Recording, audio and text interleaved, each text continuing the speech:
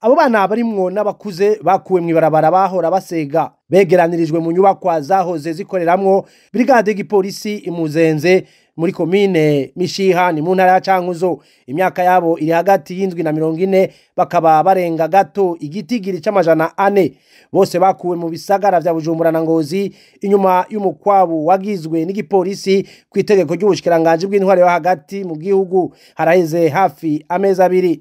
Abanyagihugu baba mu micungararo y'ico kigo ngo abo bana ntibitaweho bikwiye kuko baboneka basegerereza n'ubu kwibarabara rija Ikirehe. Nta kurotiri hari n'ishamba rikikwije brigade ntawe bakontrola rero baguma bagenda mu barabara baja mu Kirehe uwo bahuye nyene baramwaka ati nisaidia atami yapo basi ufise ukabaha udafise ukarengana kuva hajya kuri brigade gushika mu Kirehe usanga ibarabara nyene baguma bahita.